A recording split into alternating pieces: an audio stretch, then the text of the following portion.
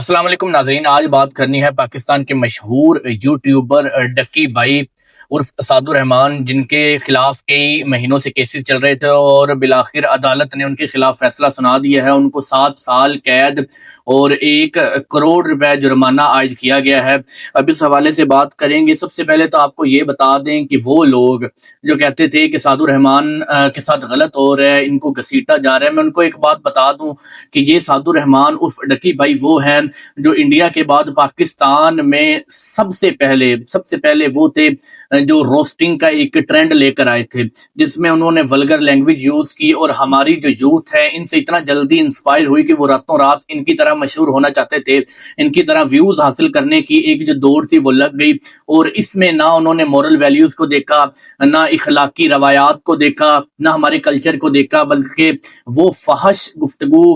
جو یہ روسٹنگ کی مد میں کیا کرتے تھے، لوگوں پر اس طرح کی تنقید، لوگوں کے کیریئرز انہوں نے ختم کر دیے صرف اپنے چند ویوز کی خاطر۔ یہ وہ ڈکی بھائی ہیں جنہوں نے پاکستان میں روسٹنگ کو ٹرینڈ بنایا۔ یہ وہ ڈکی بھائی ہیں جنہوں نے سب سے پہلے ہمارے سوشل میڈیا پلیٹ فارمز پر ولگر لینگویج کا استعمال کیا اور لوگوں تک وہ پہنچائی۔ نہ جانے کتنے ہی لوگ ایسے تھے جو شاید جن کا کوئی قصور نہیں تھا، ان پر روسٹنگ کر کے ان کے کیریئرز کو تباہ کر دیا گیا، ان کی فیملیز پریشان ہیں، ان کے تمام جو فائنینشلی حالات ہیں وہ بگڑتے گئے، اور اس طرح جو ہے اس ٹرینڈ کو پریویل کیا گیا، اور ہماری عوام، ہماری یوتھ جو کہ پہلے شاید اس ٹرینڈ کو فالو کرنے کی مد میں تھی، جب انہوں نے دیکھا کہ ایک ایسا نوجوان ابھی آیا ہے اس ٹرینڈ میں جس نے اس ٹرینڈ کو بنایا اور راتوں رات فیمس ہو گیا، تو عوام جو ہے اسی چکر میں لگ گئی، اور یہ روسٹنگ آہستہ آہستہ پھیلتے پھیلے پوری پاکستان میں پھیل گئی اور ہماری مورل ویلیوز کو دیمت کی طرح چاٹ چکی ہیں۔ اس کے بعد آپ کو اس ڈکی بھائی عرف اساد الرحمان کا دوسرا بتاتا ہوں کہ یہ دیکھیں، لالچ جو ہے وہ انسان کی کسی حد تک جا کر ختم نہیں ہوتا۔ ایک ایسا یوٹیوبر جو شاید ماہانہ کروڑوں کی تعداد میں پیسہ کماتا ہے، جو شاید روزانہ لاکھوں کماتا ہے، اور اللہ تعالیٰ نے اس کو بے تحاشا دولت سے نوازا، یہ ولاگنگ سٹارٹ کرتا ہے، لیکن اس کے باوجود اس کی دولت کی ہوس ختم نہیں ہوتی، اور یہ ایسی ایپس کو پروموٹ کرنے لگ جاتا ہے جو جوئے والی ایپس ہوتی ہیں، جو پاکستان میں انلیگل ایپس تھیں۔ یہ کنسیپٹ دوسری طرف ہے اس بات کو کہ پاکستان پی ایس ایل میں اس کو جناب پروموٹ کیا گیا، یا پاکستانی کرکٹر پروموٹ کرتے ہیں، یہ ان کا اپنا ہے۔ میں اس وقت اساد الرحمان عرف ڈکی بھائی کی بات کر رہا ہوں کہ اس کو کیا ضرورت تھی اس طرح کی ایپس کو پروموٹ کرنے کی۔ یاد رکھیے گا،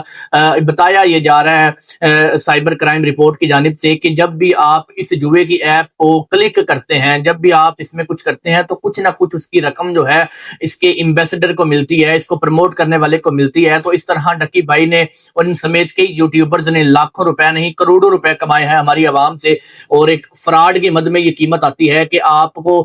جو کھیلنے والا ہے وہ تو اپنی طرف سے ایک غلط کام کر رہا ہے، لیکن اس کا سارا پیسہ جو ہے ایک فراڈ کی صورت میں ان کے اکاؤنٹس میں منتقل ہوتا ہے۔ تو یہ اساد الرحمان کی غلطی ہے۔ اب جو عدالت نے فیصلہ دیا ہے، ان کو 7 سال قید اور 1 کروڑ روپے جرمانہ کیا ہے۔ آپ کو ایک اور بات بتائیں کہ بدقسمتی سے ہمارا سزائیں دینے والے ادارے بھی کچھ اس طرح کے ہیں کہ اسی ادارے نے پہلے، ان میں ایک آدمی تھا جس کا نام سرفراز چودھری تھا، ایڈیشنل ڈائریکٹر تھے، جنہوں نے سب سے پہلے ڈکی بھائی پر کیس کیا، اور اس کیس کرنے کے بعد وہ مختلف انٹرویوز میں آ کر بڑی بڑی اخلاقی باتیں کیا کرتے تھے کہ میں اس جنریشن کو کرپشن فری کرنا چاہتا ہوں، میں اس جنریشن کو ان تمام برائیوں سے دور کرنا چاہتا ہوں، لیکن ہمیں بعد میں معلوم ہوتا ہے کہ یہ سرفراز چودھری جو ایڈیشنل ڈائریکٹر ہیں وہ خود 1.5 کروڑ روپے ڈکی بھائی سے رشوت لے چکے ہیں، اور خود کو فیمس ہونے کے لیے یہ تمام انٹرویوز دیتے ہیں۔ ان کی ایک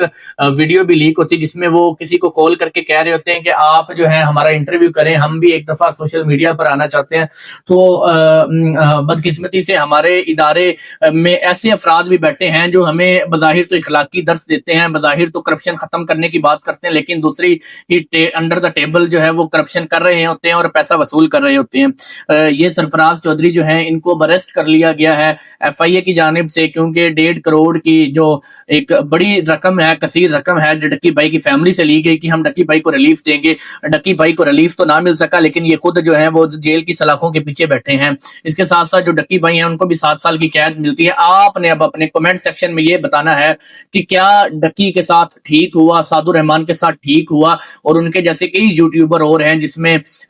سسٹرولوجی آتی ہے, جس میں اور کئی یوٹیوبر ہیں جن کے اوپر کیسز, رجب بٹ پر کیسز بنائے دیے گئے ہیں لیکن وہ ملک سے فرار ہو چکے ہیں, جو اسی طرح کی ایپس کو پروموٹ کرتے تھے. تو آپ کو کیا لگتا ہے کہ اس کو ایک ایگزامپل سیٹ کر دینی چاہیے پاکستان کو, ان کو سزا دے کر, یا ان کو سزا دینا